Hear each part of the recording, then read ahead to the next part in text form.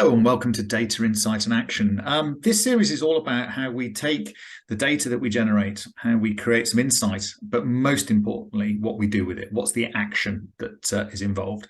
So today we've got Mike Hill from Moving Communities having a chat with us, and we're going to talk about the pilots that have been run for the Moving Communities Community Survey.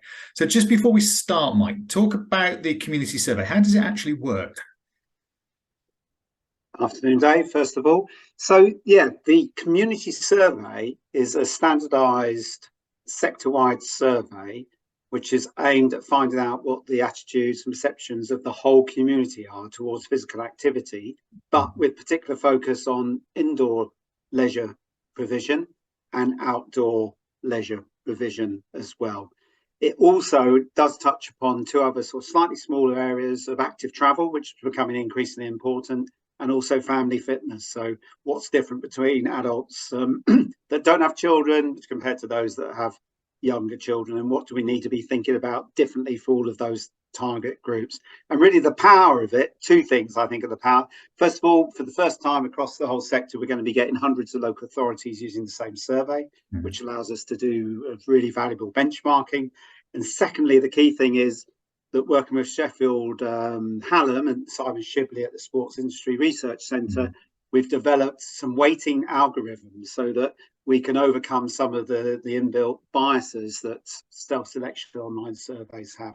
Typically, sure you're aware, we tend to get more women and older people completing these surveys, which obviously skews the results. So with these algorithms, which are linked back to the 21 census, we can now weight those people that are underrepresented and underweight those that are overrepresented to get much more accurate results. Okay, and so because there is a little bit of confusion out there, because I get asked this question a lot. The difference between the community survey and the customer experience survey is basically the people we're asking the question of, isn't it? So what's the two core differences between the surveys? Yeah. So moving the community survey, it's in the words, isn't it? It's on the tin. Community survey is about the whole community, whether they're users or not. Now, obviously, if you go out to the wider community, you're going to get 10 to 15% of people, perhaps, that answer it that are currently using private or public sector health and fitness, sports, leisure facilities. So it's not just a non-user survey. We've moved away from that. So the community survey is for the whole community. It's an online survey, which we work with local authorities and operators to publicise out to the whole community. The customer experience survey is exactly what it says. It's about measuring the experience of customers, current users of the indoor leisure facilities. And the way we access those is through those traditional way of just emailing out and promoting it via social media, but only to the users and customers. Yeah. And it's really important to get that differentiation, because we're finally, as a sector, being able to find out what people who don't participate are feeling and thinking. And that's what you're going to talk about today, isn't it? It's the results from the pilots that we've been doing. So you've got a great background there. It's telling us the 5 key messages. So what are the things that we found out as a result of doing the pilot?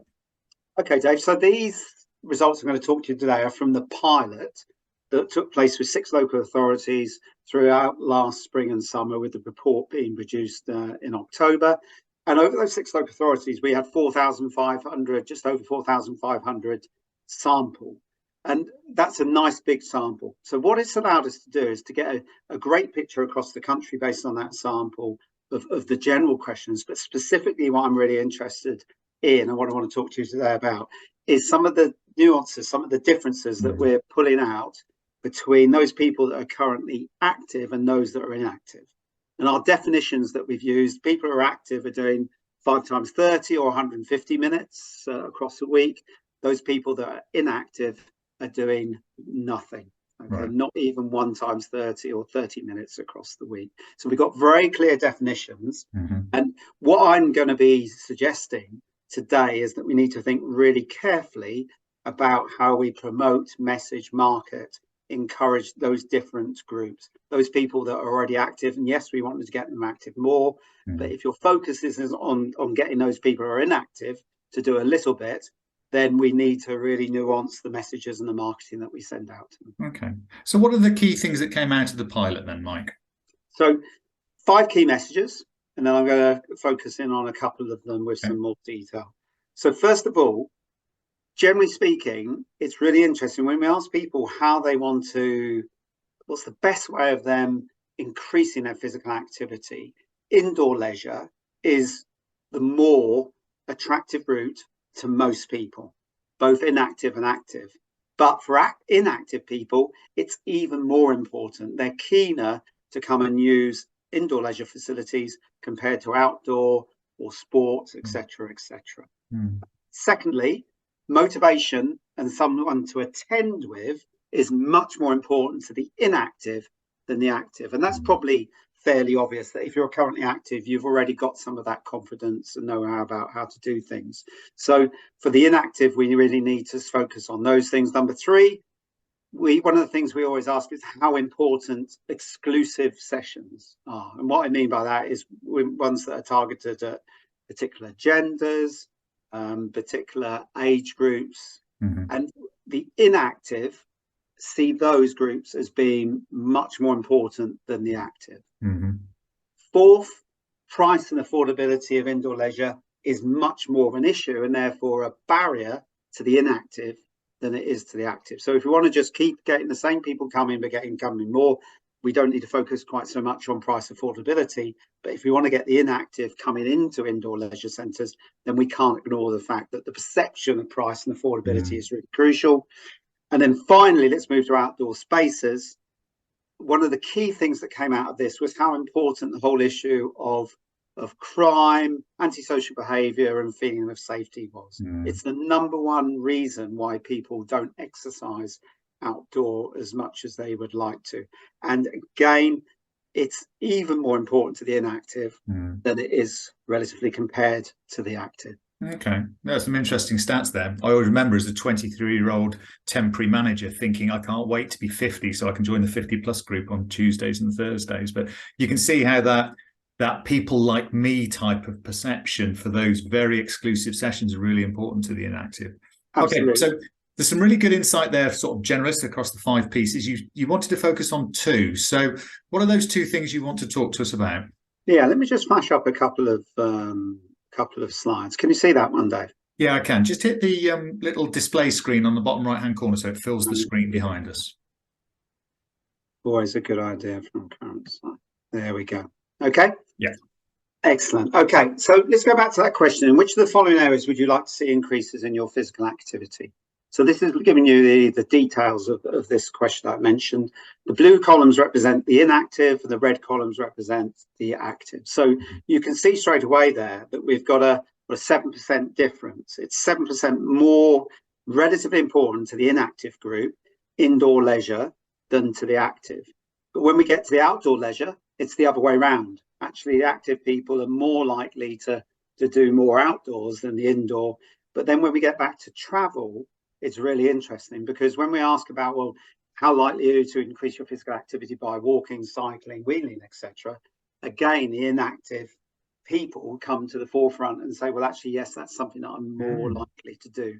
And then those final 2 elements up here are both sport. So we've got sport, individual, non-competitive, and then organised traditional sport. You can see how they are relatively less attractive to the inactive compared to the active. So some of this is quite obvious, but some of it I think is counterintuitive, perhaps, because we often think, well, the easiest thing for people who are inactive is just to encourage them to go out for walks and parks and things like this, but it's not. You can see that significantly more of those inactive people are more likely to be encouraged by indoor leisure than compared to outdoor. Yeah, absolutely. That's really interesting. And I guess it links into some of the walking groups that we're starting to see form. So that group that's specific for the inactive, that's done during the day, so it's in a safer environment, etc. Okay. So what else? You said there was 2 things. What's the second? Yeah. And what you're just talking about there about groups and motivation feeds in nicely to this second slide that I want to focus on. So again, blue columns are inactive, red columns are active. And look at this one down the bottom here. Something to motivate me is almost twice as important to the inactive than it is to the active. Right. So we, again, perhaps, we know this already, that someone who's active doesn't need quite so much motivation, but it's almost twice as important to the inactive. So we've got to get that whole motivation think absolutely right. And let's look at the other areas where the inactive are saying it's more important. And we have to jump down here. More confidence to take part. And look at this one, almost twice as important to the inactive, someone to attend with. So those people that are already active, maybe doing it by themselves with other people, it's much relatively less important to find someone to attend with. So if we want to get these inactive people going, we need to be looking at these areas. We need to be looking at motivation. We need to be looking at getting them out with buddies or in groups and building up confidence. And it's these ones here: availability of sessions, location of service sites, and time in the sessions, where we don't see the difference between the two groups. Yeah, absolutely. So when we asked that something to motivate me, did we find out what types of things would motivate people? Not specifically, right. But I think the cue is, I think this thing here, this around attendance, and I can talk about certainly experience from a lot of focus groups that we've done where we're really drilling in depth and speaking to people who are inactive and what would encourage them. So many of them talk about finding the right peer group or buddy that they feel comfortable to join in with, and that links, I guess, back to that exclusive sessions as well. Yeah. So perhaps the ideal way of attracting these inactive people into activity is looking at indoor leisure sessions where there is motivation provided, and they are doing it as part of a like-minded or like-positioned peer group, i.e. people that they can associate with. It'll be really interesting if we could do some work in Wolverhampton and see if the Fit Miles, the reward process, has had an effect on this, and if we can get some contact on that. Okay, Mike, that's really useful. So when we've done these works with the pilot authorities and we've fed back the information and insight, what are the things that people are doing with this? How are they converting the data, the insight we've created, into actual actions? Have we had any feedback on that? Yeah, I've had a feedback from a couple of local authorities. Leeds, for example, would be the classic one where I guess this is influencing things on a strategic but also on a tactical level. Right. So strategically, it is helping to inform people's overall plans and strategies for how they increase physical activity. And I think being really clear about who they are targeting. Sometimes, you can spend a lot more time and money getting an inactive person to do some activity than getting active people to be more active. But from a health and an overall social benefit, it may well be that money is worth spending because you're getting someone that's doing nothing to doing 3 times 30 or, about 100, 150 minutes a week. Yeah. And the chances are that it's that latter one that you're going to start seeing the increase, the benefits of someone being slightly healthier in terms of spending less money on them as they grow older, and in terms of health and illness repercussions. Yeah, it certainly has a bigger impact, doesn't it, if you can target those inactive people? Definitely, yeah. Getting people from 0 to 3 is going to bring a lot more benefit than getting someone from 3 to 5 sessions, for example. So yeah, definitely informing the strategy, and then secondly, I think it's informed on a much more tactical level, exactly what we've been talking about. What sort of sessions do we need to put on to try and get inactive people who just don't have the exercise habit at all to come out in? So certainly Leeds and Pendle have been looking at how they can tweak and change what they're providing now based on this sort of insight. Brilliant. Okay, well, thank you very much, Mike. All of this detail and content is available at Moving Communities at the website, also on LinkedIn, Twitter. Is there any way, do people get in contact with you if they want to take part in the community survey? Yeah. So now we finished the pilot off last October. The full community survey has been launched a few months. Every local authority in England is eligible to undertake the free what we call the freemium service of the Moving Community Survey.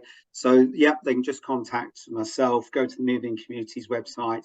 There's an inquiry form there. We also have what we call a premium service, which gives the benchmarking and the weighting as well. Yeah. So we've already got about 30 local authorities down to do it this calendar year. Yeah. Our target is to get up to 100 by year 2.